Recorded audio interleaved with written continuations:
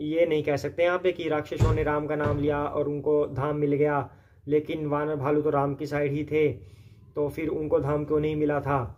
क्योंकि यहाँ पे वानर और भालू श्री राम की लीला की वजह से आए थे, वो तो हमेशा ही श्री राम के धाम में रहते हैं। रघुकुल के स्वामी शिव जी कह रहे हैं, सुंदर हाथों में श्रेष्ठ धनुष और सुंदर बाण धारण किए हुए आप मेरी रक्षा कीजिए। ऐसा कहने का भावार्थ क्या हुआ? कोई शिव जी के पीछे नहीं लगा था कि वो रक्षा के लिए कह रहे थे। शिव जी तो स्वयं इतने शक्तिशाली हैं, किसी का भी वध कर सकते हैं। रक्षा कीजिए का मतलब है कि हे प्रभु, मैं आपकी शरण में आया हूँ। निर्गुण सगुण दिव्य गुणों के धाम और परम सुंदर हैं। अब इसमें शिव जी स्वयं कह रहे हैं ये बात श्री रामचरितमानस के माध्यम से कि हे प्रभु, आप सगुण भी हैं और निर्गुण भी हैं।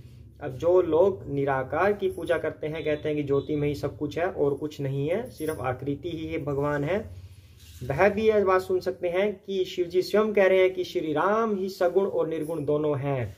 निर्गुण जो है, वो जो ज्योति है, वो भगवान के शरीर से निकलती है, उसी को निराकार लोग सब कुछ मान लेते हैं, तो भगवान उसमें भी संतुष्ट हैं, उसमें भी खुश हैं।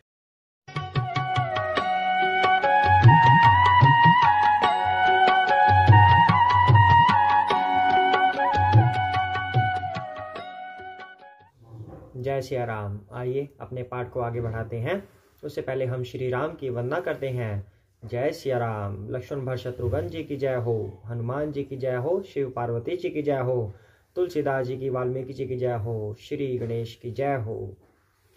श्री राम जय जय राम, श्री राम जय जय राम, श्री राम जय जय राम, श्री राम जय जय राम, श्री राम जय जय राम, श्री राम जय जय राम, श्री राम जय जय राम, श्री राम जय जय राम, श्री राम जय जय राम।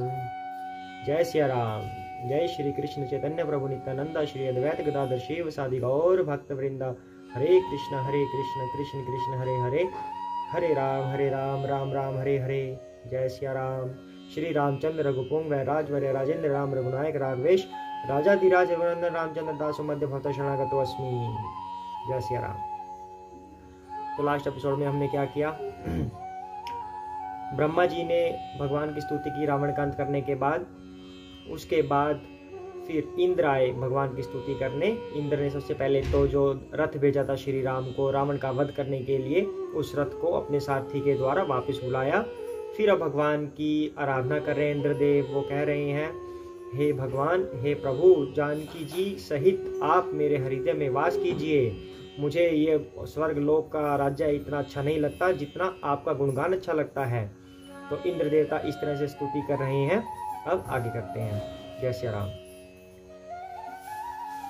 सुधा बर्षी कपि भालू जियाए, हर्षी उठे सब प्रभु पही आए। सुधा वृष्टि भय दुहु दल ऊपर, जिये भालू कपि नहीं रजनीचर। इंद्र ने अमृत बरसाकर वानर भालुओं को जिला दिया। क्यों जिलाया था इंद्रदेव ने? क्योंकि इंद्र देवता ने कहा था, हे श्री राम प्रभु, अगर मैं आपकी कुछ सेवा कर सकूं तो मुझे बताइए। तो श्री राम ने कहा था कि ये युद्ध लड़ते लड़ते बहुत से वानर मर गए हैं, आप उन्हें जिंदा कर दीजिए। हालांकि काकभूषुंड जी ने यहाँ पे यह भी कहा है कि भगवान तो त्रिलोकी को मारकर भी जिंदा कर सकते हैं, यानी कि तीनों लोकों को मारकर भी जिंदा कर सकते हैं। यहाँ पे वो सिर्फ इंद्र को एक बढ़ाई दे रहे हैं। तो इंद्र ने भगवान की आज्ञा को मानकर अमृत बरसाकर सभी वानर भालुओं को जिला दिया मतलब जिंदा कर दिया। सब हर्षित होकर उठे और प्रभु के पास आए। अमृत की वर्षा दोनों ही दलों पर हुई, यानी कि राक्षसों पर भी और वानरों पर भी। जो राक्षसों की सेना मारी गई थी उनका कोई दोष नहीं था, वो सिर्फ अपने राजा की आज्ञा का पालन कर रहे थे। अब एक सवाल उठता है कि लड़ाई तो दो राजाओं में होती है, तो इतनी सारी सेना के लोग वो फालतू में मारे जाते हैं, उनका कोई दोष भी नहीं था। पर यहाँ पे लड़ाई प्रभु श्री राम के दलों के साथ हो रही है। श्री राम तो वह हैं जो सबको अपने धाम प्रदान करते हैं, तो इसलिए उन सभी राक्षसों को भी जिंदा कर दिया जिनका कोई दोष नहीं था। तो अमृत की वर्षा दोनों दलों पर हुई, पर ऋक्ष वानर जीवित हुए, राक्षस नहीं।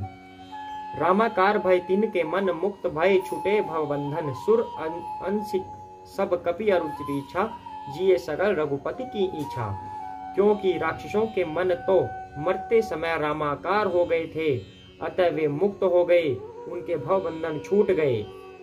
अब यहाँ पे इसकी पुष्टि भी कर रहे हैं कि जो राक्षस जीवित नहीं हुए थे वे क्यों नहीं जीवित हुए थे, और जो लोग जीवित हुए वो कैसे जीवित हुए। जो जीवित हुए वो थे जो जिनके पाप कर्म थे, वो अभी जीवित हुए हैं इस वर्षा से। लेकिन जो जीवित नहीं हुए वो क्यों नहीं हुए, क्योंकि वो पहले से ही श्री राम के धाम चले गए थे, क्योंकि वो राम का नाम ले रहे थे। तो जो वहां चले गए हैं तो उनको क्या जीवित होना, अतः वे मुक्त हो गए, उनके भव बंधन से छूट गए। किंतु वानर और भालू तो सब देवांश यानी कि भगवान की लीला के परिकर थे, इसलिए वे सब श्री रघुनाथ जी की इच्छा से जीवित हो गए। यानी कि क्या मतलब बना, अब ये नहीं कह सकते यहाँ पे कि राक्षसों ने राम का नाम लिया और उनको धाम मिल गया, लेकिन वानर भालू तो राम की साइड ही थे, तो फिर उनको धाम क्यों नहीं मिला था। क्योंकि यहाँ पे वानर और भालू श्री राम की लीला की वजह से आए थे, वो तो हमेशा ही श्री राम के धाम में रहते हैं, तो लीलावश आए थे, उनका समय पूरा नहीं हुआ था, तो भगवान के साथ फिर से जीवित होकर आ गए, यानी कि उठ गए वो। राम सरिस को दीन हितकारी, किन्हें मुकुट निशाचर झारी, खलमल धाम कामरत रावण, गति पाई जो मुनिबर पावन। पावन श्री रामचंद्र जी के समान दीनों का हित करने वाला कौन है, जिन्होंने सारे राक्षसों को मुक्त कर दिया। दुष्ट पापों के घर और कामी रावण ने भी वह गति पाई जिसे श्रेष्ठ मुनि भी नहीं पाते। सुमन बर्षी सब सुर चले, चढ़ी चढ़ी रुचिर विमान, देखी सुअवसर प्रभु पही आयौ शंभु सुजान। फूलों की वर्षा करके सब देवता सुंदर विमानों पर चढ़ चढ़ कर चले, तब सुअवसर जानकर सुजान शिवजी प्रभु श्री रामचंद्र जी के पास आए। जय सिया राम। अब शिव शंकर भोलेनाथ स्वयं प्रभु के पास आ गए। जब देखा सभी चले गए हैं, अब हमारा मौका है, अब अकेले में हम प्रभु से वार्तालाप करेंगे। परम प्रीति कर जोरी जुग, नलिन नयन भरी बारी, पुलकित तन गदगद गिरा, विनय करत त्रिपुरारी। और परम प्रेम से दोनों हाथ जोड़कर कमल के समान नेत्रों में जल भरकर पुलकित शरीर और गदगद वाणी से त्रिपुरारी शिवजी विनती करने लगे। जय सिया राम। माम भिरक्ष रघुकुल नायक, धृत बर चाप रुचिर कर सायक, मोह महाघट घन पटल प्रभंजन, संशय विपिन अनल सुर रंजन। हे रघुकुल के स्वामी, शिवजी कह रहे हैं, सुंदर हाथों में श्रेष्ठ धनुष और सुंदर बाण धारण किए हुए आप मेरी रक्षा कीजिए। ऐसा कहने का भावार्थ क्या हुआ, कोई शिवजी के पीछे नहीं लगा था कि वो रक्षा के लिए कह रहे थे। शिवजी तो स्वयं इतने शक्तिशाली हैं, किसी का भी वध कर सकते हैं। रक्षा कीजिए का मतलब है कि हे प्रभु, मैं आपकी शरण में आया हूँ। शिवजी भगवान की शरण में आए हैं।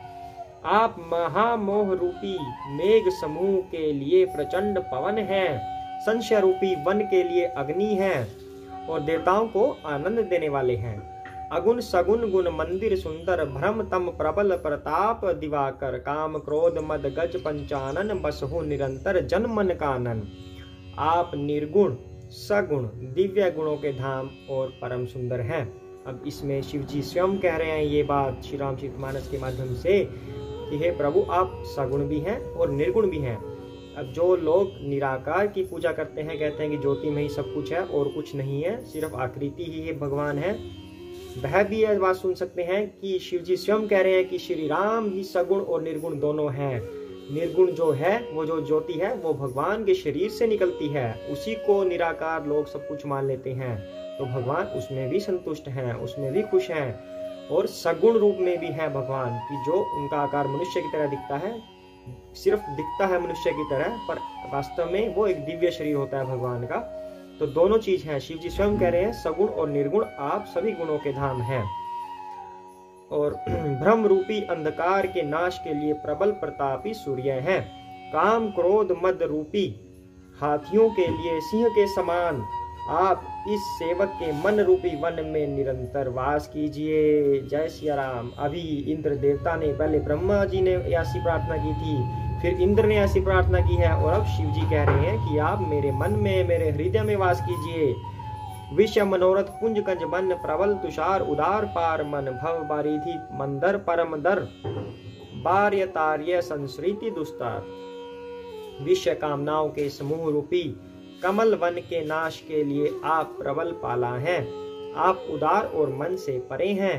भव सागर के लिए, यानी भव सागर को मथने के लिए, ऐसे मथा था भव सागर को, उसके मथने के लिए आप मंदराचल पर्वत हैं। आप हमारे परम भय को दूर कीजिए और हमें दुस्तर संसार सागर से पार कीजिए। अब शिव जी स्वयं ये कह रहे हैं कि हमें इस भव सागर से पार कीजिए, यानी कि शिव जी भी नहीं रहना चाहते इस भव सागर में, वो भी कह रहे हैं कि हमें इससे पार कीजिए। और किनसे रिक्वेस्ट कर रहे हैं?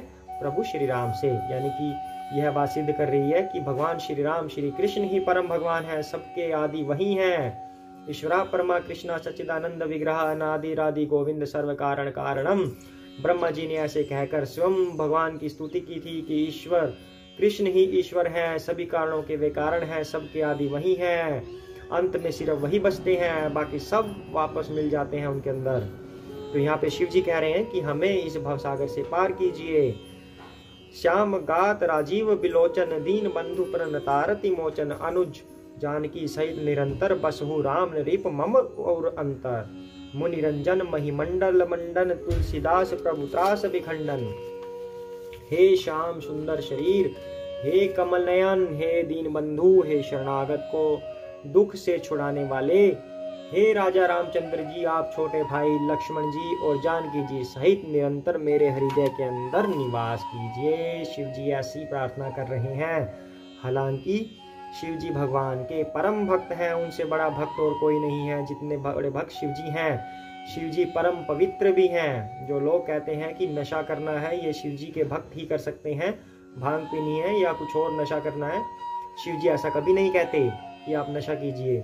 शिव जी तो परम पवित्र हैं। हालांकि वो भूत प्रेतों के बीच में रहते हैं, हड्डियां पहनते हैं, लेकिन वो परम पवित्र हैं, उनके आचरण में एक भी दाग नहीं है। हनुमान जी शिव जी के ही एक अंश हैं, तो हनुमान जी जैसे पवित्र हैं वैसे ही शिव जी उनसे भी बड़े, मतलब शिव जी तो उनके सोर्स हुए हनुमान जी के।